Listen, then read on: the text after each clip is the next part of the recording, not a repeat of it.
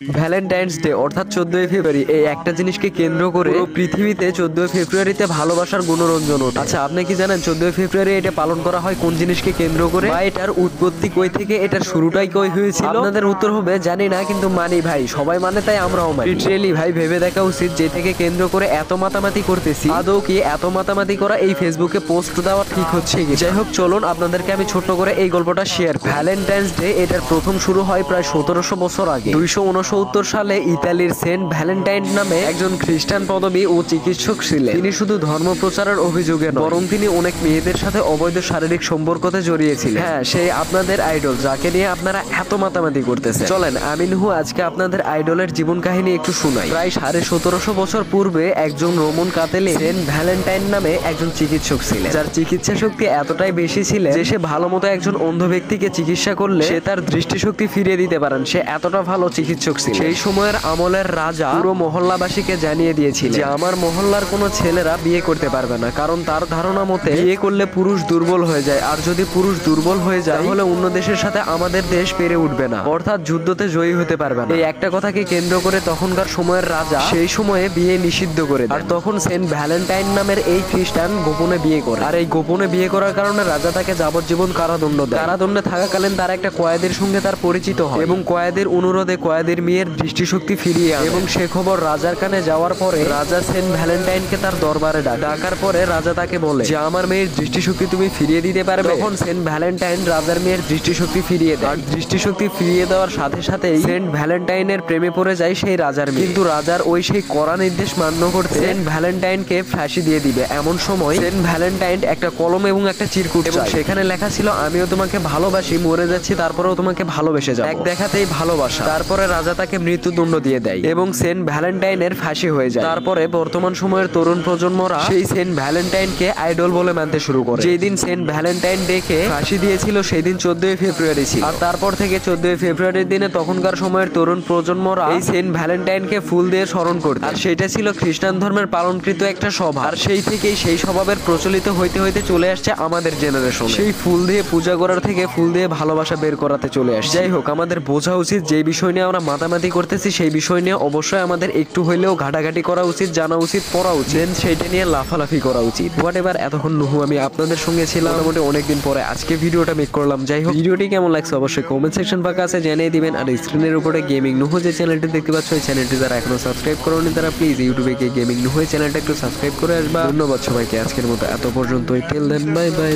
عبرت عنها وبنيت المجد أطوادا شداد